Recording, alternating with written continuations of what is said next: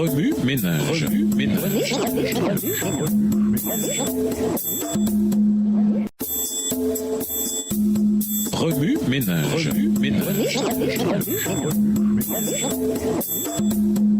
Bienvenue dans votre émission. Remue ménage. Nous voilà à la leçon de dimanche, les résultats de la gestion chrétienne de la vie.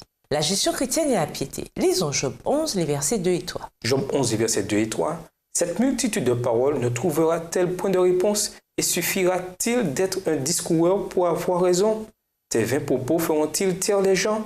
Te moqueras-tu sans que personne te confonde? Le mot piété et sa pratique commencent avec Dieu. Nous aimons parce que Dieu nous a aimés le premier. Nous nous fions à Dieu parce qu'il s'est d'abord montré digne de confiance. Nous partageons parce que Dieu a partagé le premier. La piété était possible sans l'initiative divine parce que les humains ne peuvent être à l'origine de quoi que ce soit sans lui. Tout comme le réflecteur de la lampe de poche est inutile lorsqu'il est séparé de son ampoule allumée, nos efforts pour atteindre le caractère du Christ sont inutiles sans la première action divine. Lorsque cependant nous prenons le risque de répondre à l'amour de Dieu, de nous confier en sa sollicitude et de déverser ses bénédictions, il récompense nos efforts par un caractère qui reflète plus parfaitement son amour. Alors que Dieu nous surprend par sa fiabilité et nous enveloppe de son amour, il nous invite à reproduire ses initiatives, ses premiers actes. Ceux qui acceptent son invitation se font confier de plus grandes occasions et responsabilités. La partie stimulante de cet arrangement, c'est qu'il entraîne un approfondissement de notre relation avec notre Père Céleste. Lorsque les pères terrestres passent du temps avec leurs fils en pêchant, en jouant au ballon, en construisant des meubles pour maman ou en réparant le premier vieux taco de leur fils, leur relation s'approfondit. Il en va de même de notre relation avec Dieu. En traversant ensemble les bons et les mauvais jours, cette relation s'approfondit. David était certain de sa relation avec Dieu. Il avait l'assurance que Dieu répondrait à son appel parce qu'il l'avait appelé le premier. Bien qu'Ézéchiel fût un réfugié, il se confia en la providence passée de Dieu, se souvenant de Noé et de Job, et en sa sollicitude présente, affichée par Daniel, son contemporain. Job, initialement, ne comprenait pas sa situation fâcheuse. Cependant, il refusa de rejeter Dieu pendant ses épreuves. Il fut récompensé par une relation plus profonde avec Dieu. Paul fut fidèle, lui aussi, en dépit d'épreuves et d'une opposition inouïe. La gestion fidèle et la relation de ces hommes avec Dieu a produit une ressemblance avec Dieu à laquelle chacun devrait aspirer. Le contentement.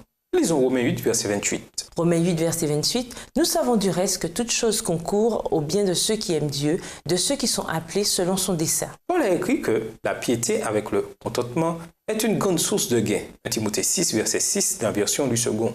Pourquoi cette insistance sur le contentement avec la piété? Le contentement exprime la confiance en Dieu.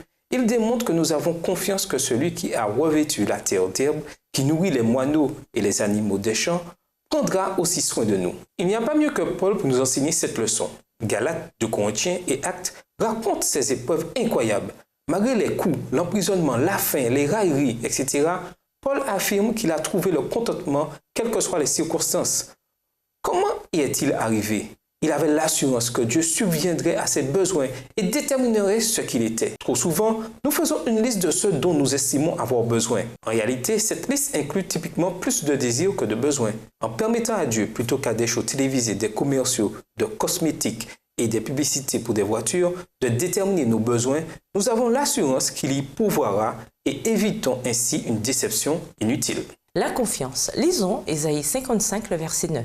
Ésaïe 55, verset 9.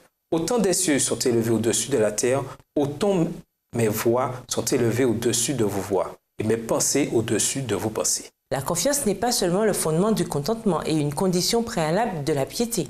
C'est aussi l'indication la plus claire de l'amour authentique. Les enfants qui acceptent joyeusement qu'un parent les lance en l'air et les rattrape en toute sécurité prouvent qu'ils se sentent en sécurité dans l'amour de leurs parents. Ils savent que les parents qui les nourrissent, les bercent pour les endormir et les câlinent fréquemment ne feront jamais rien pour leur nuire délibérément. De manière similaire, bien que lancés par les hauts et les bas de la vie, nous avons l'assurance qu'un Dieu qui a démontré son amour pour nous en tant que manière ne permettra pas que nous souffrions d'une blessure permanente et qu'au bout du compte, toute chose contribue au bien. Romains 8, le verset 28.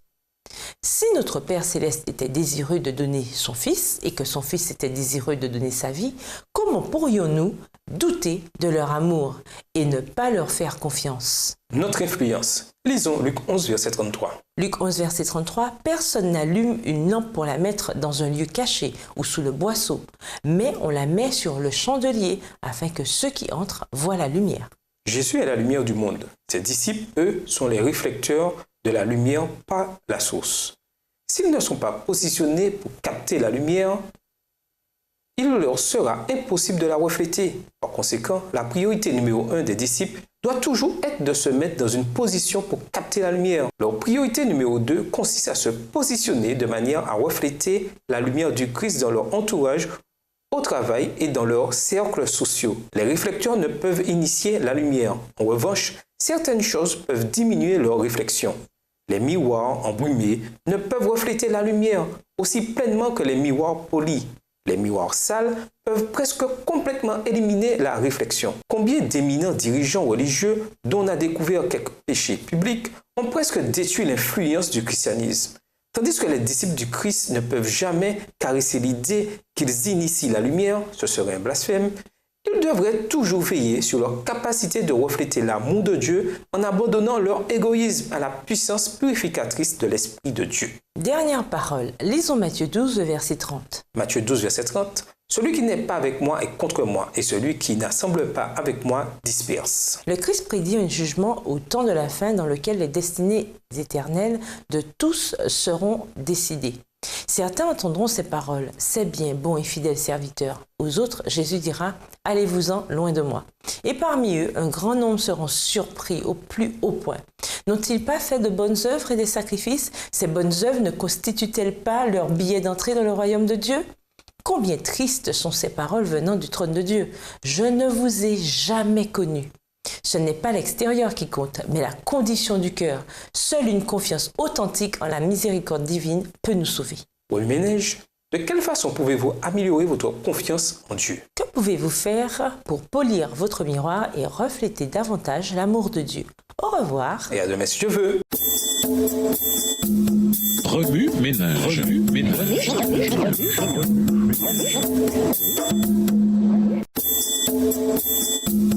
Remue ménage. Remue ménage.